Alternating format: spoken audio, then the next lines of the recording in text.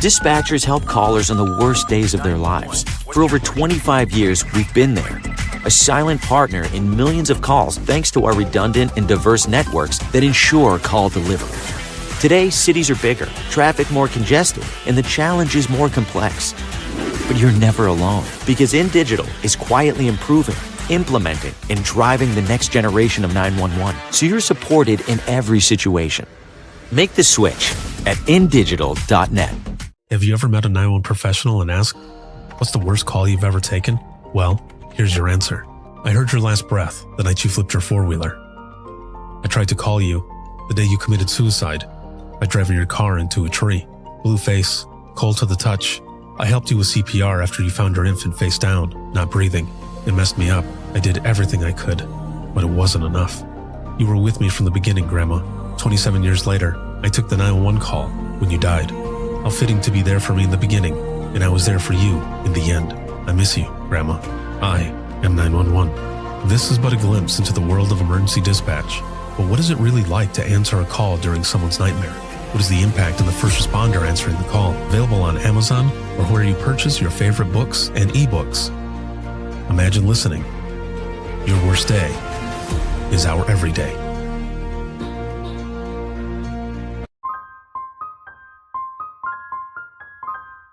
This is Jordan, and you're listening to the Code 7 Podcast Network.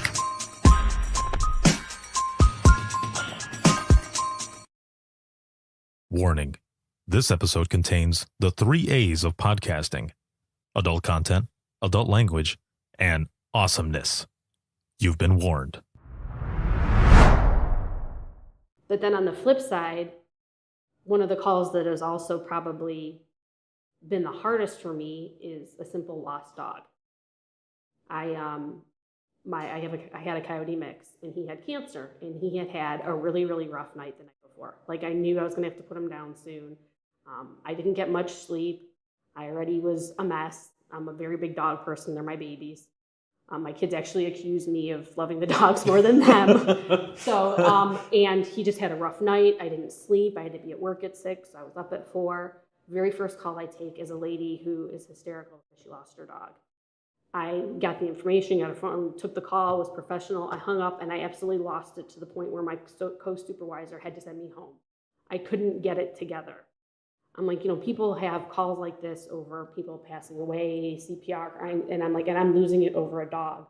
But it just was the fact that she was upset that she, just lost her dog, and I was about to really lose mine. Right.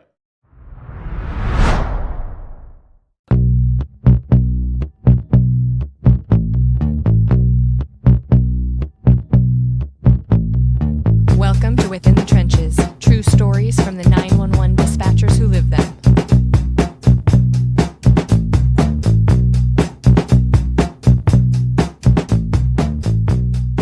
Hey, what's going on? This is Ricardo with the Code 7 Podcast Network, and this is Within the Trenches, true stories from the 911 dispatchers who live them. This episode is sponsored by InDigital, a leader in next-gen core services, and a big shout-out, as always, to subscribers of the podcast.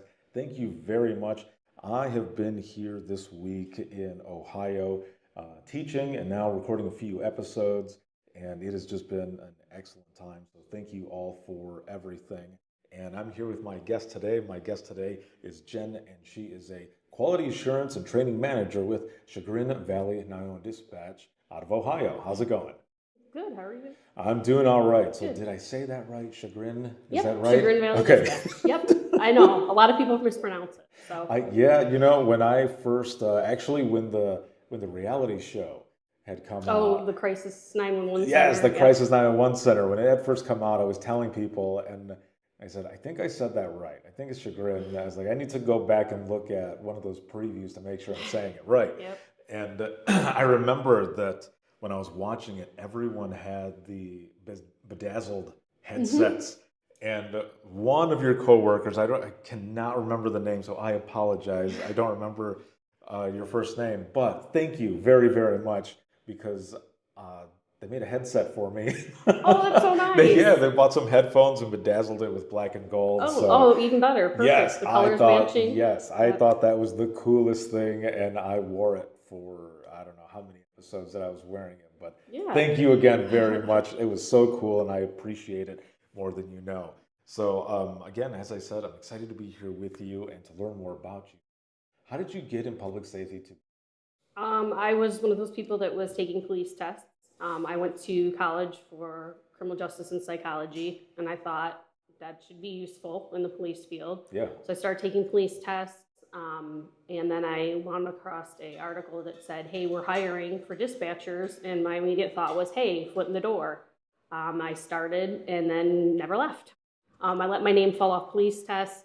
I was kind of landing in the middle anyways. I wasn't really getting that far with it and stuck with dispatch. And Nice. yeah, here I am. You know, a lot of people will say that that it's been like that. They've come in and they want to check it out and everything, kind of get a taste for public safety. But on this side, because they want to go into police, fire, EMS, or whichever, and it happens just like that. They end up staying because it gets in their blood right away. So you don't have any public safety background? Do you come from a public safety family or anything? You just kind of hopped in? I just kind of something I wanted to do, and going to college for it. A couple of my professors, my mentors were retired police. They had the background. One of them was an attorney, and they just kind of like pushed me towards being in the field more because I'm more of an active person. Yeah. So that was another reason too. I thought, okay, I can at least be, out in the field doing things. And then when I saw the dispatch, I'm like, again, foot in the door. But it's really not as bad as I thought it would be with me sitting in the thing. Like you can still get up, move around. So that's cool. But yeah, I just felt like it was something I needed to do and that I wanted to do. I wanted something exciting and different and never the same. And dispatching fulfills all that. No, that is for sure. And I mean, you've been doing this now for about 17 years, so a lot. 17 years. But when you first started out, though, did you get a chance to do a sit along or anything like that, or did they just throw you in? Well, they kind of made fun of me. So I was hired without an observation or anything. I didn't do any kind of sit in anything. I kind of knew like about the job because I researched a little bit, but I really wasn't that positive. I did my swearing in and everything, and afterwards I went into the center to meet the people that were working, and they said, "Oh, do you want to come sit? Do you want to hang out for a little bit?" And I actually told them no because I hadn't eaten breakfast. It was lunchtime and I was starving. So it's one of those things I look back now and I was like, that was such a big mistake. They were probably like, what the heck? And I missed the perfect opportunity to sit in and see what was going on. But I was literally so hungry that I felt sick.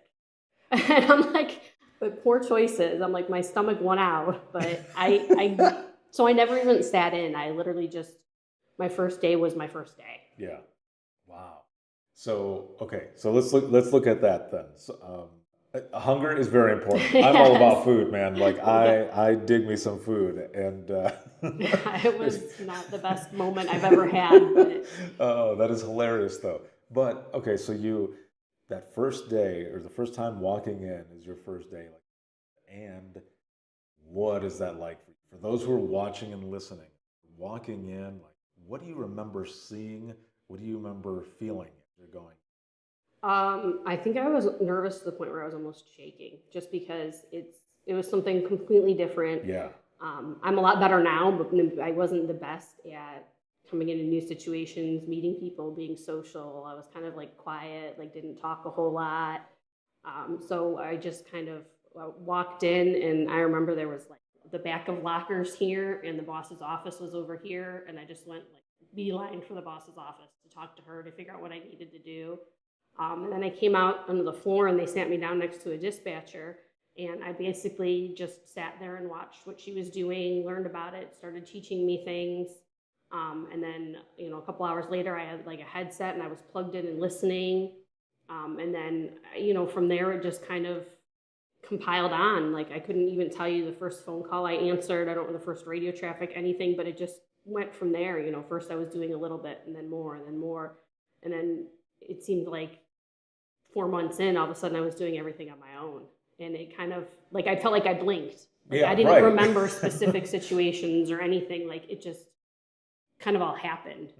And that's what I try to tell trainees too. It goes by quick. You seem like it's forever. You seem like it's taking forever for you to be in training. You feel like you should be further. You feel like but before you know it, you're done. Right. Yeah.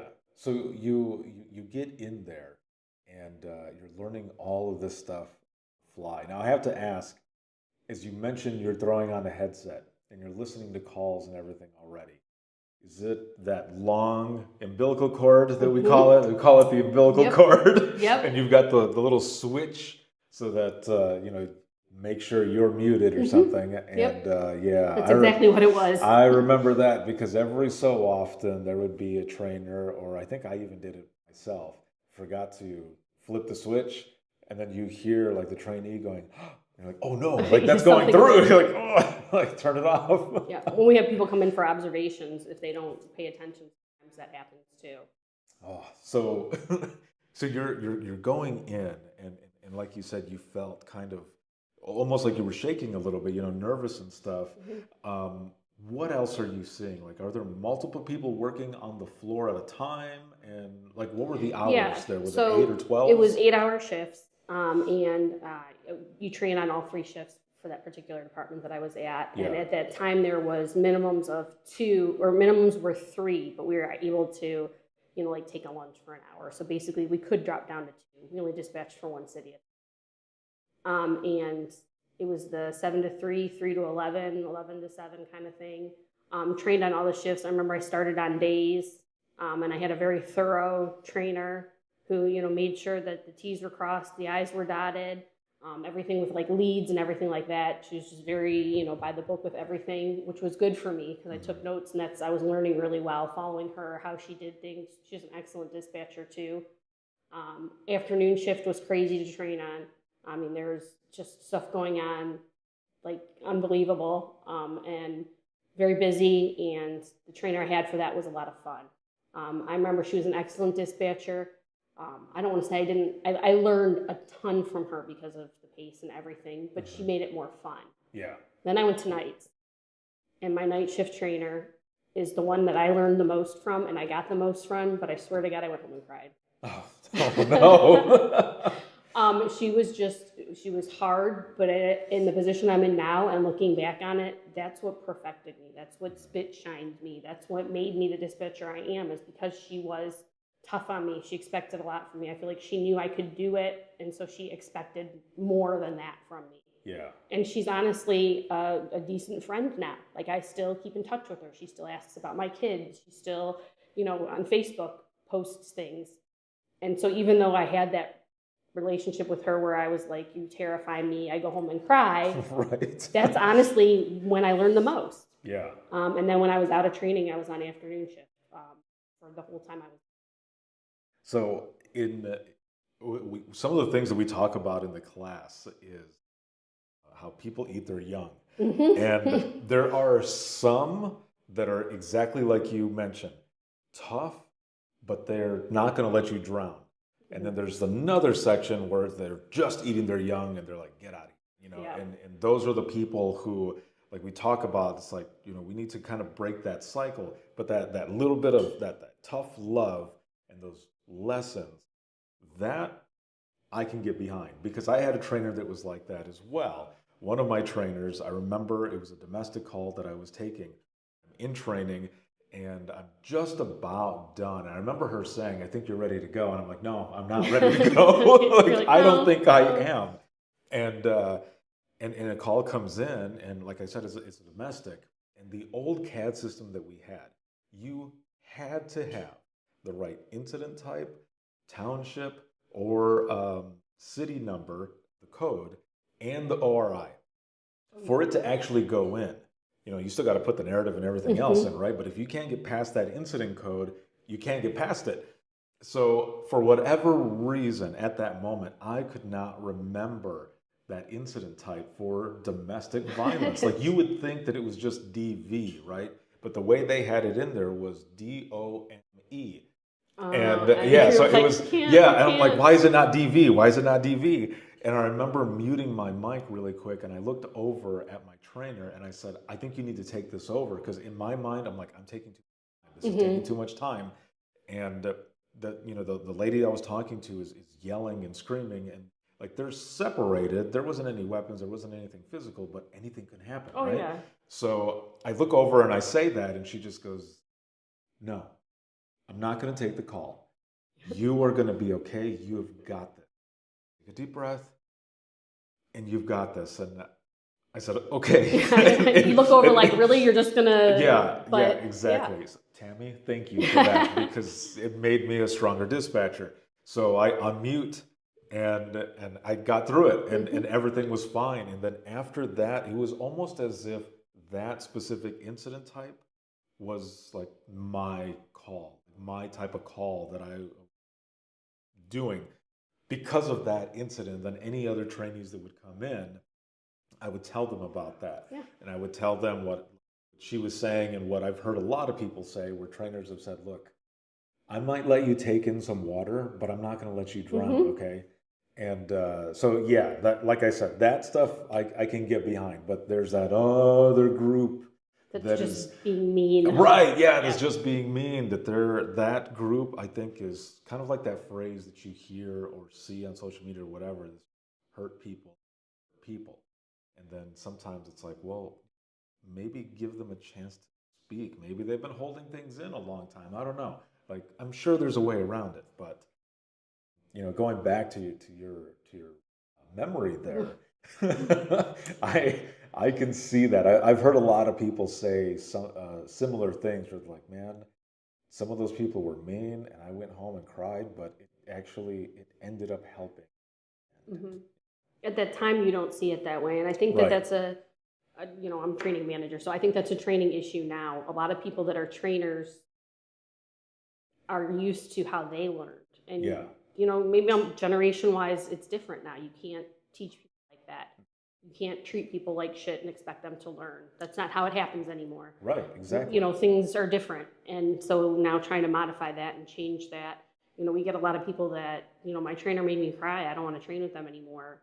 Instead of pushing through it. But how do you tell someone that's visibly upset about the job and the position and the training, like, I want you to stay, you're an excellent dispatcher, you're doing really well, I'm sorry that they made you cry, but they're also trying to help you. How do you explain that to somebody anymore? Right. It just doesn't happen that way. Yeah. Nobody wants to be, you're already at a tough position, why make it harder and push these trainees out? So that's always a tough thing to try to teach trainees and also trainers that you can't be like that anymore. And then trainees need to have some tougher skin. If you can't handle your trainer being rough, what are you going to do when you get a phone call and somebody's swearing and cussing at you and telling you all these different things? It's kind of part of the nature of the job. Yes, the nature of the beast. As we're getting into 911 and everything, and you're right. That's the way a lot of that happens. When I first started out, my very first day in dispatch, the chief came to my house to ask if I still wanted the job. Excuse me. And I said yes. And he goes, okay, well, you start tonight. And I thought, what? Because usually when you're starting a new job, it's either a few days later or even a week later so that you can get everything situated, right?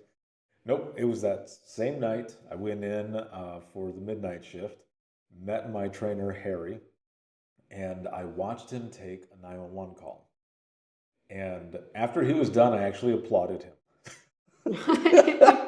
Because I was so fascinated. Like, I've never done anything like this before. And I was just like, good job, Harry. And it's like, thanks. We don't get a lot of thank yous around here. You're next.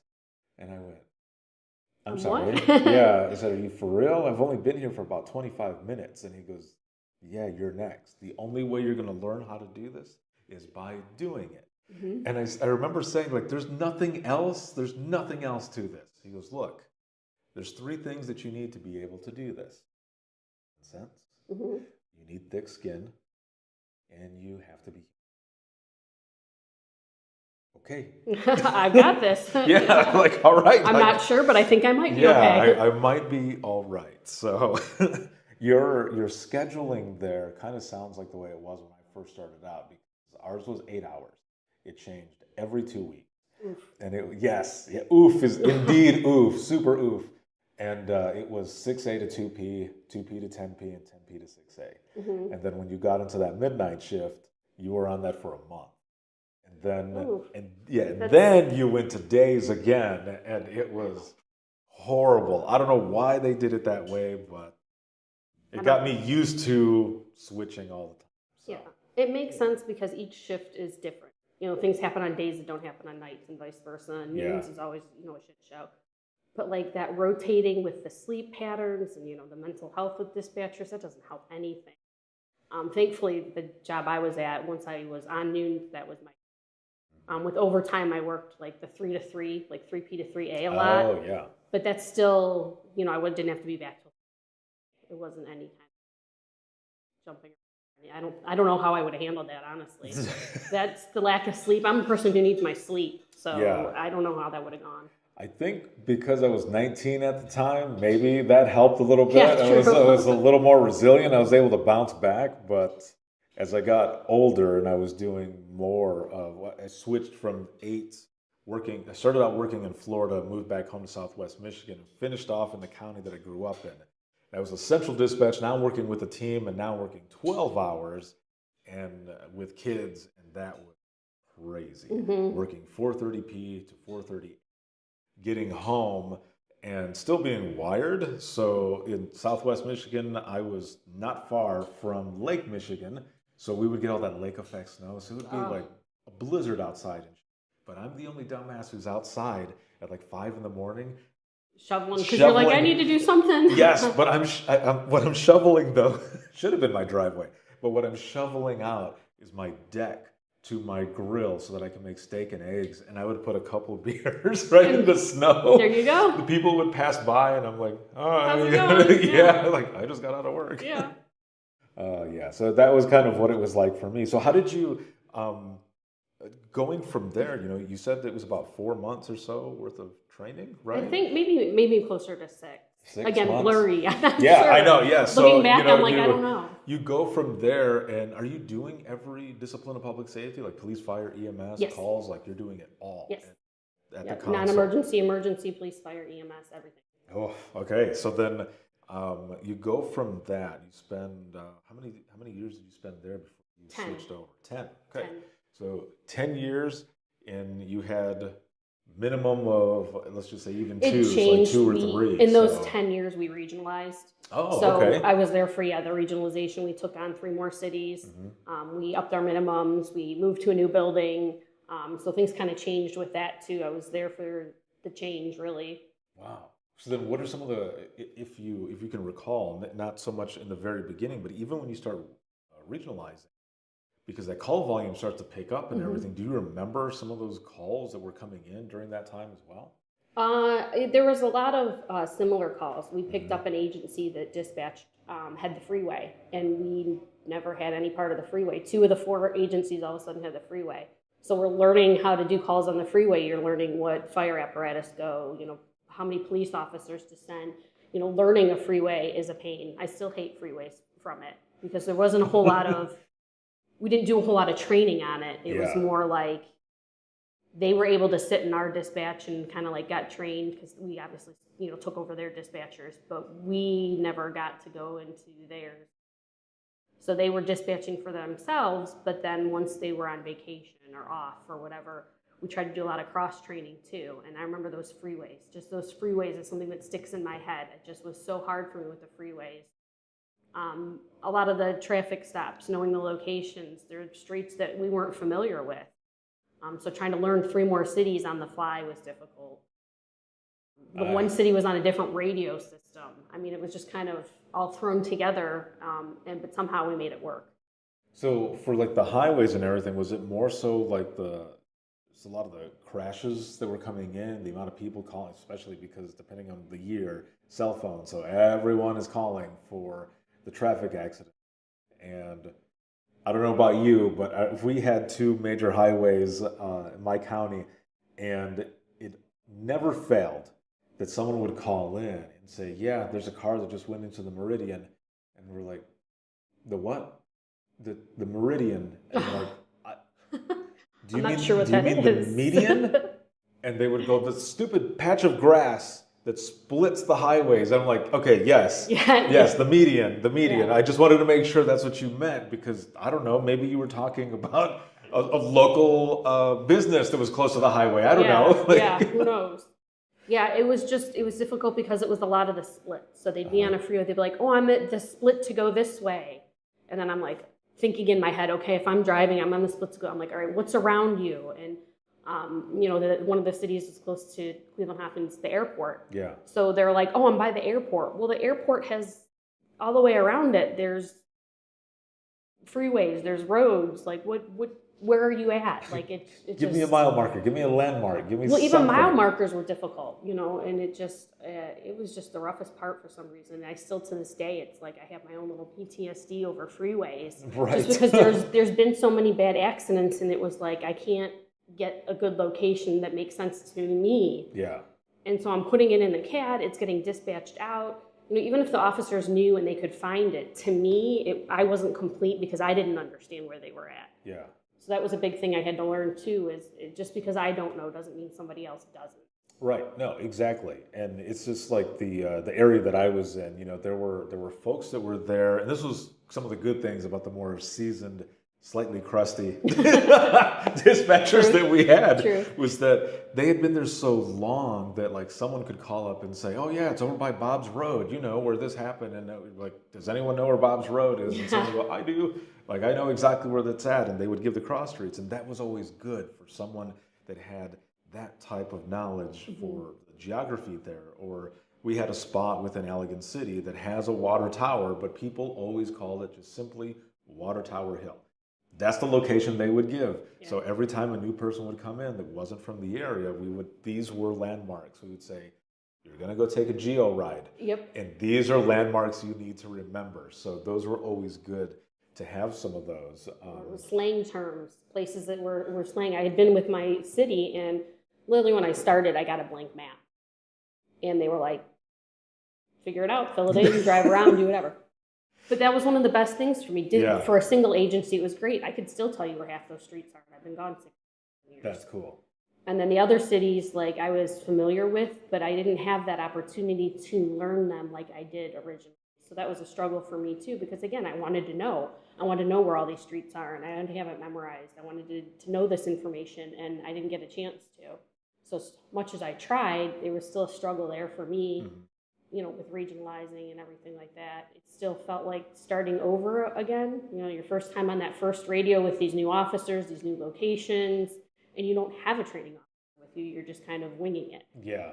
So that was nerve-wracking, but yeah.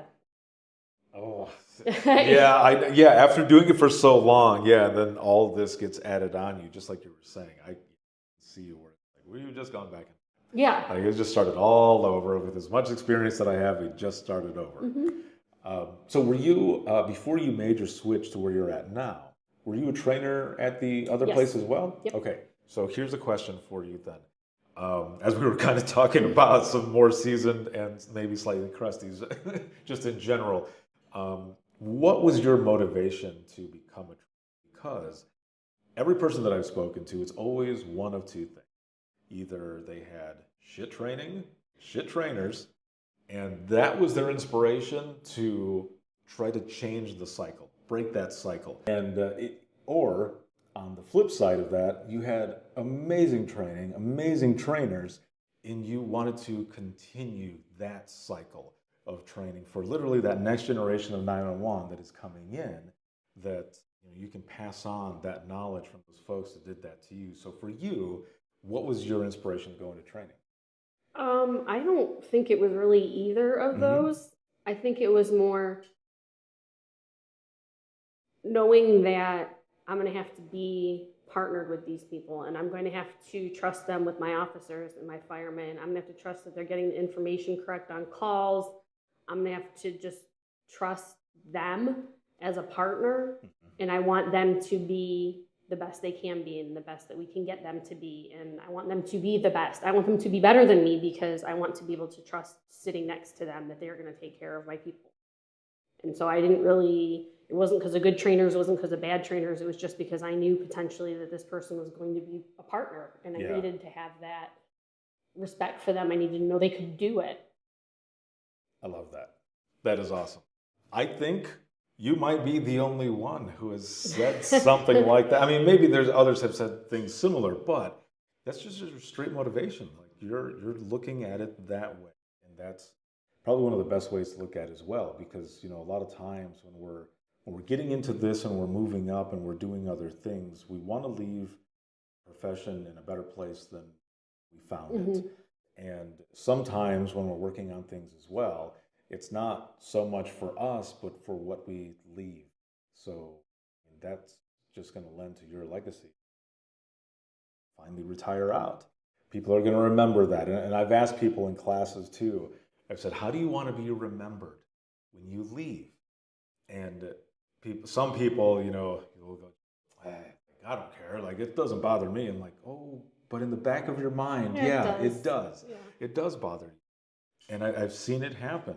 It happened at my center where there were a few people that left, and we remembered them as just an asshole for, lack of a better way to put it. That's just the way they were. And it's like, I don't know what more they were lending other than being a warm body.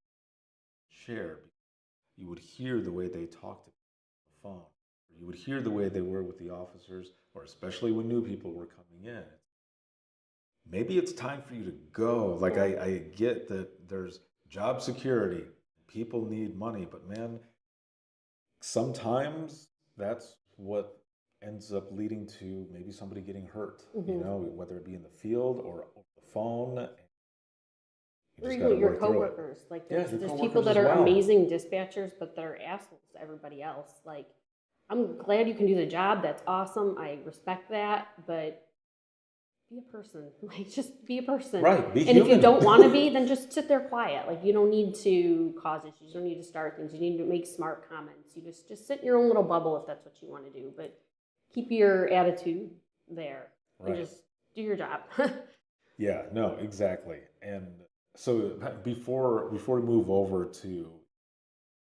here to Chagrin Valley, you were talking about the highway, roads and everything, and it actually kind of reminded me of a call that I took once where there was a couple that saw a gentleman who was on the side of the road with, I think it was like a Trans Am or something like that. Hood is up, and they pull over to help him out. So once they get out of the car, they had the pretty nice SUV. I can't remember exactly what kind it was, but they get out of the car, they go to help him, and another person comes out at gunpoint. They steal their car and leave that car. And so it probably wasn't even an issue. They were just trying to... Yeah, it was just a setup. And the one thing that I will never forget is while I'm talking, I think I was talking to the husband, the wife is yelling in the background, the first time that we decide to help somebody and this happened, and I'm just typing and I'm like, I'm so sorry, are you hurt, are you okay? They're like, I mean, our pride, like, and I'm like, okay, well, if that's the least that you're worrying about, like, okay, at least they didn't get hurt. Right. But at the same time, too, though, now you're thinking in your head, well, guess I'm not stopping to help anybody. They're never going to stop and help anybody again. They'll never stop and help someone again. No, and that sucks. I feel like when you get into 911 at times, well, not at times, all the time, is when you really find dark humanity sometimes. And it's eye-opening. I don't know how it was for you, if you agree as well. But. Yeah, oh yeah. Like, I started to hate people. And a general bold statement, but I just don't like people because of decisions that they've made, because of things that have happened, because of stories that I've heard, or the way people treat each other. That, like, I just don't, in general, we're just nasty. There's no other way to put it. We're just like a nasty, rude, like, we just have no respect, no trust. I mean, granted, there's people out there that don't fit into this, but all right, of course. Overall, this is what I deal with 90% of my calls. So this is my thought of people now. My whole perception. There's some people that can still be like, oh, good in everyone. And I think I'm more one of those people that's like, yeah, you're all right. Let's see what you're doing. Right. Like, yes. No, exactly. And I've mentioned this on the podcast before, and I always mention it because it fits. But if you think about the cartoon Scooby-Doo, and you don't realize this as a kid, but when you see it as an adult, and I got this just simply from a meme, and when I looked at it, I was like, hell no. Like, that makes so much sense, where they're saying, they're looking for all of these monsters, okay? But in the end, when they take the mask off, they're all human. And that's exactly, the same thing. Yeah. It's like, for it's sure. human. Monsters are real, but they're human. Yeah, and there's so many song lyrics that come to mind with that too. But it's the truth. Like Right. every single time, it was somebody and it was always somebody right under their nose, somebody they knew, somebody they'd talked to earlier in the episode, and that's kind of how it is a majority of. Yep. It was our first introduction to true crime Yeah, as kids. exactly. With Scooby-Doo. Oh, and they man. always solved it. So now you have that expectation of always solving it. Oh, right. Yeah, or hoping to, yeah. And then when you don't, it's like, damn it. They say really people gets get to messed you. up with Disney and the princesses thing. Now some of us were messed up by Scooby-Doo. Oh, man. So you end up, you spend 10 years there, and you end up making a switch over here to Chagrin Valley. Now, what are some of the differences from going there to here, whether it be technology, the amount of people that you're working with, the area, maybe even call volume? Like, what are some differences? All of the above. All of the above. I mean, I went from, eventually regionalization kind of fell apart a little bit. So when I left, they only had 2 agencies. They were down to 2. So I went from 2 agencies to a center that had 5, a company that overall had 33. So that was a huge, huge thing too. I was, I still dispatched on fire. That was still something that was instilled in me, but they called their cars different things. They called their units different. They sent different things. What we called an engine company was not an engine company for them. So that was a switch, just learning the terms and technology and the apparatus. That was a big one for me. And then on the police end, learning, something as simple as this city does a lockout, but this city doesn't do a lockout. This city will take their neighbor's garbage out, but this city, they can be told to go screw off. Yeah. Just learning the different things about the different cities was a big change. I had always worked with, several people, so that was nothing, big. More different personalities, though, getting to know new people. It was hard to come in with so much experience and sit down and be in that training position again. I walked in there and just thought okay, I can handle this. I can figure it out. My first day, I thought, all right, I'll observe, I'll watch, I'll see what's going on. Well, the person that was training me was pretty much like, no, you've done this, just do it. And I'm like, okay. So I'm answering the radio, I'm doing it, and I did it. I had no issues, but in my head, I'm thinking, you're not giving me any instruction. You're not helping me. You're not assisting me with anything I might need. Right. But then at the same time, I'm like, she also doesn't need to because I'm doing it. So Yeah. I'm thinking is this how it goes? And then I went on the other radios and I needed help with specifics of those cities and things like that, locations, traffic stops, stuff like that. But overall, I was done with training. I think I started in November and I was on my own shift by January, which is expected because I had so many years. Right. And it was just kind of you've done it before, you can do it here. And I didn't think of it that way until I was actually doing it.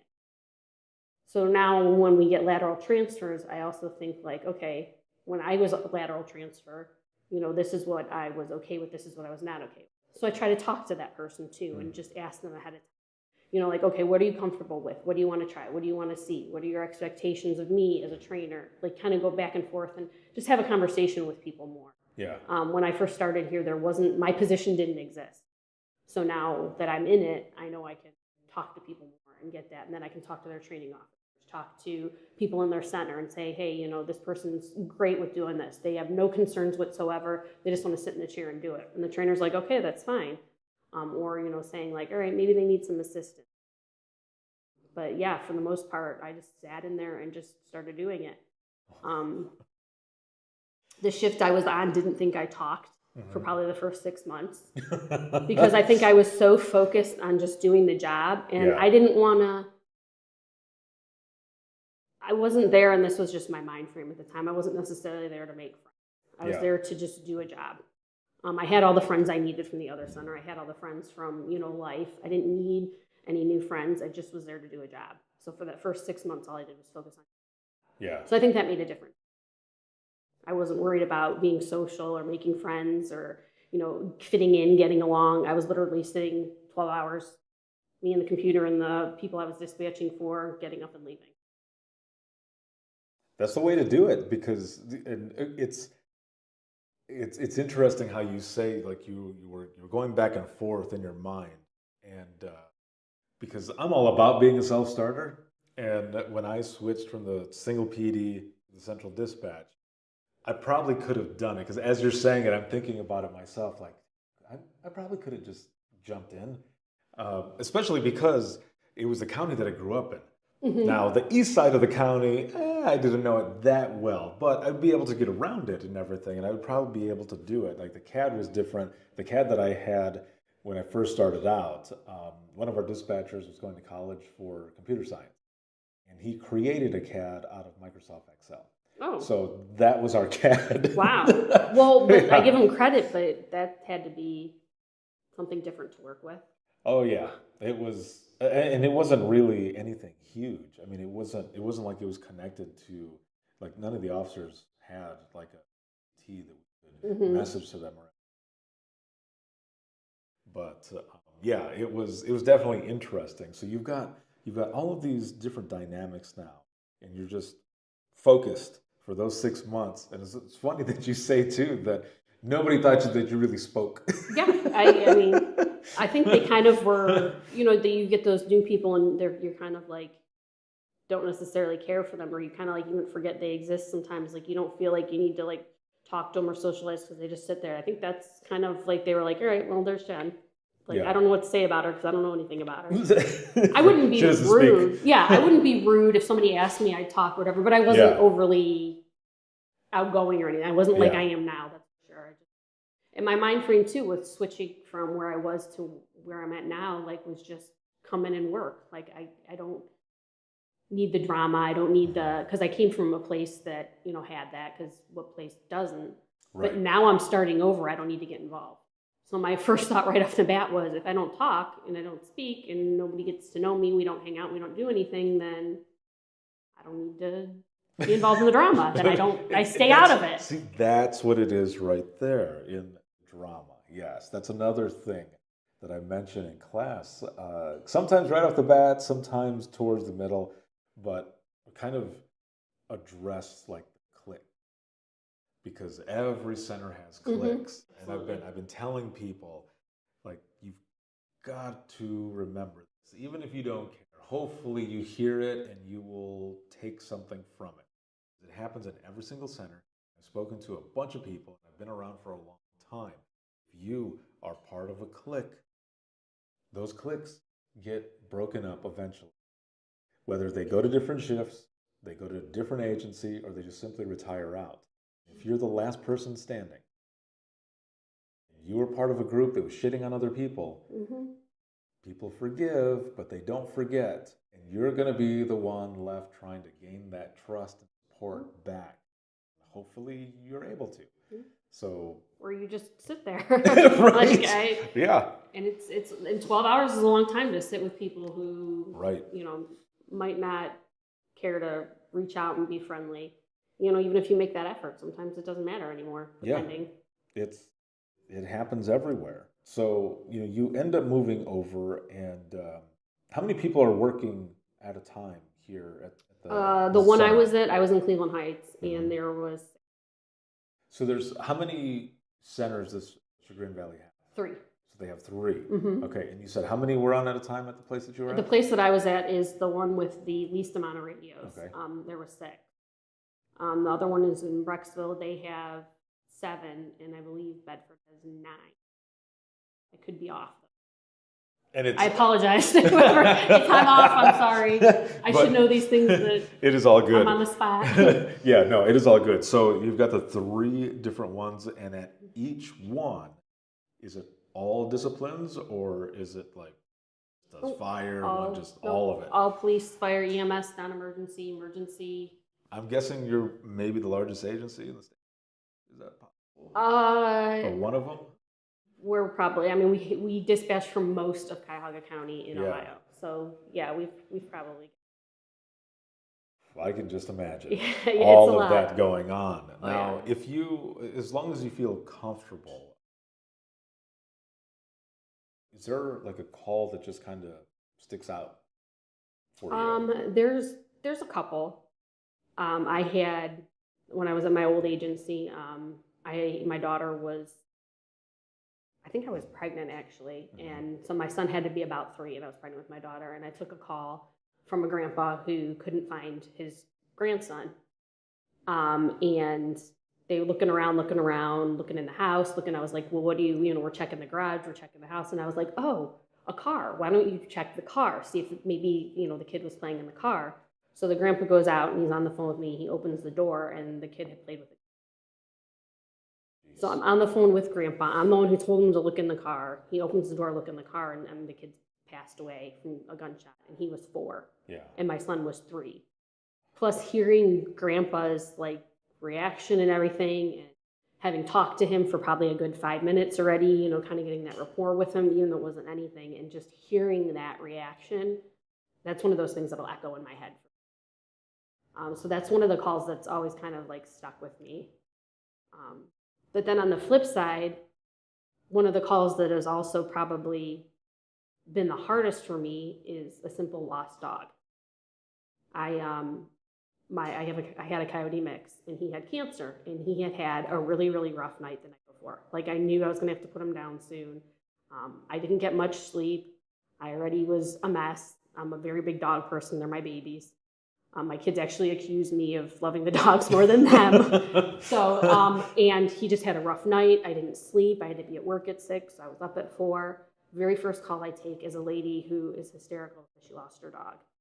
I got the information, got a phone, took the call, was professional. I hung up, and I absolutely lost it to the point where my co-supervisor had to send me home. I couldn't get it together. I'm like, people have calls like this over people passing away, CPR, and I'm losing it over a dog. But it just was the fact that she was upset that she, just lost her dog, and I was about to really lose mine. Right. And that just even now I'm starting to tear up again. For some reason. It's completely okay. Yeah, but for some reason, just a call over a lost dog did me in. Yeah. That's always the one that when people bring it up, I bring up the 4-year-old and I bring up the lost dog. 2 very different, drastic things, but those are the 2 that stick with me. I think, and I don't know if you've kind of reflected and have come to this conclusion or anything, but just listening to you say this, and because of the many people that I've spoken to, but also I firmly believe that there's some calls that are meant for us for a certain reason. And I feel like sometimes, some of the kid calls that I've had, it was kind of similar to yours, not the same incident, but similar in the sense that they were almost the same age as my children. I feel like the reason that I say that some of these calls are meant for us is because of that experience. So it's not to say that my partners wouldn't have done a good job. They probably would have done great. But because I had kids around the same age, I was able to relate to that caller better, talk to them in a certain way. You know what they want to hear because it's what you would want to hear. Yes. So I feel goosebumps right now. I almost feel the same way about the dog call as well, because you were going through it. You were able to relate with it, and again, connect in a deeper way.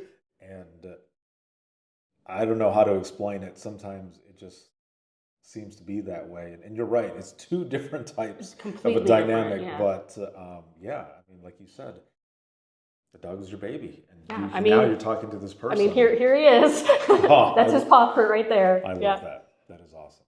Yeah. But it was just, it was, and it's ridiculous. And I always tell my trainees too, you never know what call is going to be that call that you break down. Right. You never know when you're going to get that call. It could literally be anything. And you're just, that's it for you.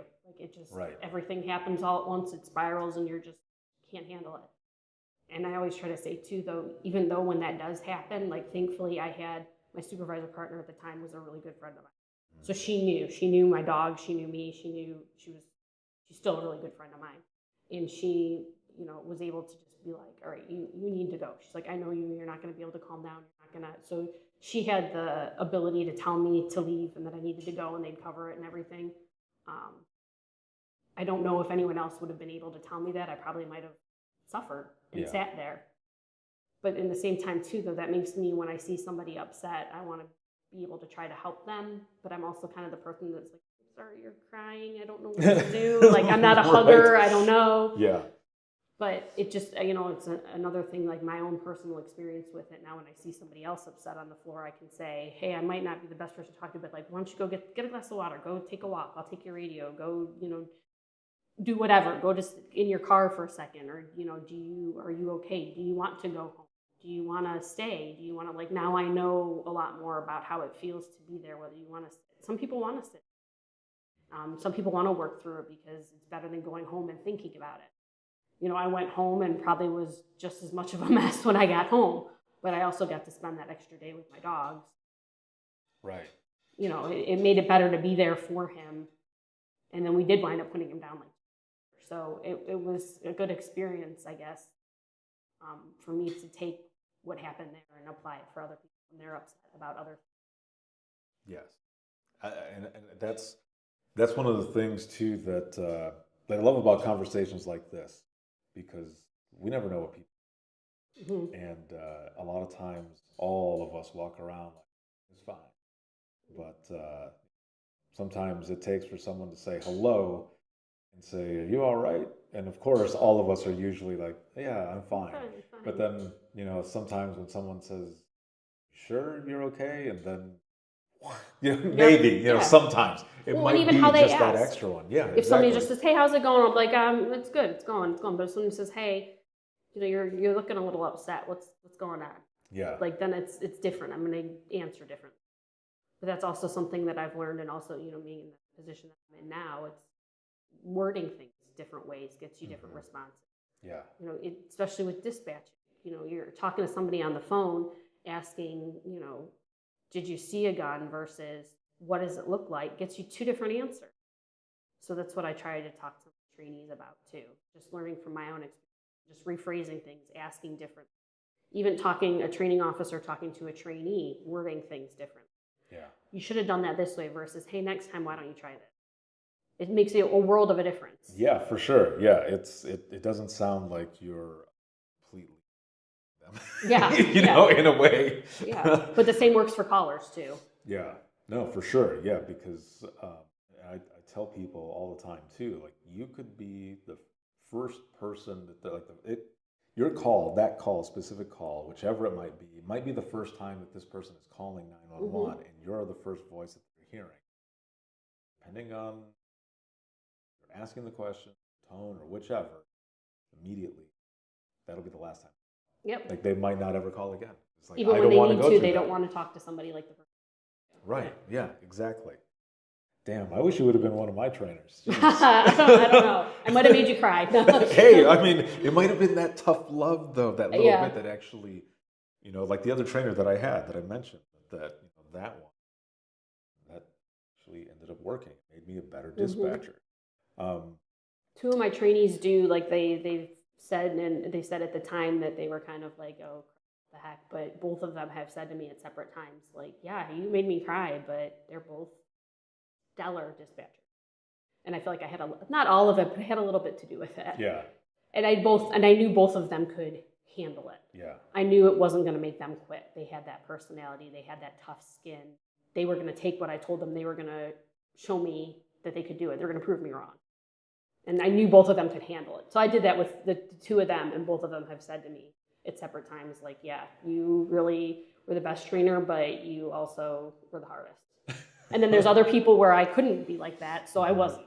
Yeah.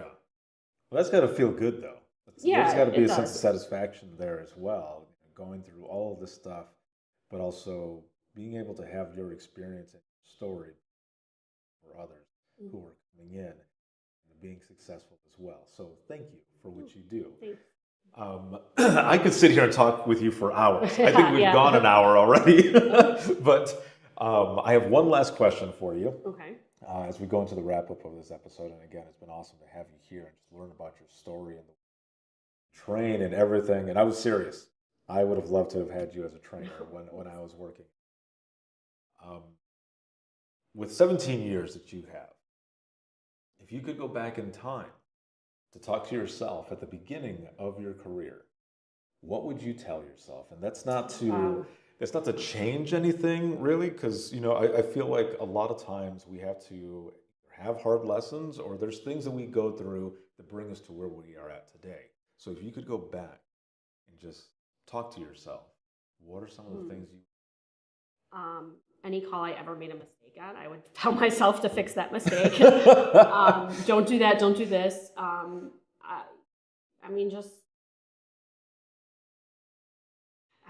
Just stick with it, I guess, which I clearly did anyways. Yeah.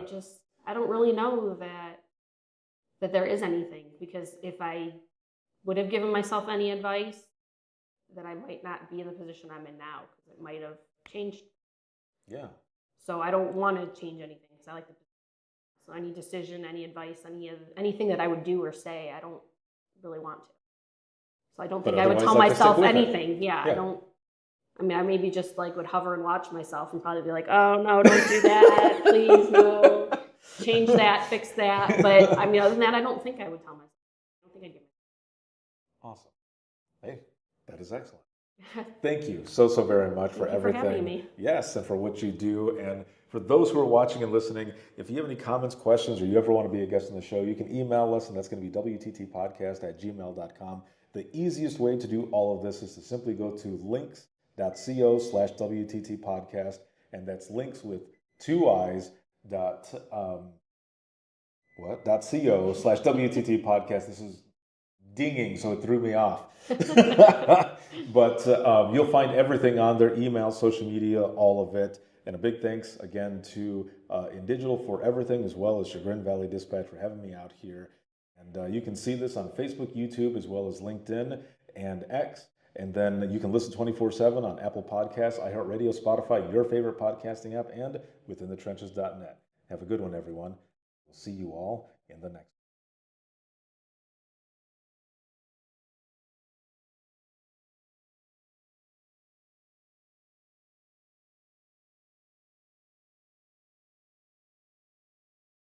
Imagine listening to someone's worst day every single day. Imagine listening as someone experiences life through their worst nightmare to the miracle of birth or a life saved. I'm Ricardo Martinez, a former 911 dispatcher, and for years, I've been recording the voices of a hidden world, ours. I've provided a space for 911 dispatchers to share their powerful stories. It started as a peer support session and continues. Dispatchers sitting together, sharing out loud, or writing down what they couldn't say. Some stories will grip you. Stories of heartbreak, resilience, and calls that haunt us long after the line goes quiet. But imagine listening is more than heavy emotion. It's about healing. It's about laughing through the chaos, lifting each other up, and reminding the world that dispatchers are human too. The lighthearted will balance the heavy. Experience the power of storytelling, a podcast for the thin gold line and those who want to understand it. This is Imagine Listening. Your worst day is our everyday. Subscribe now wherever you listen to your favorite podcasts.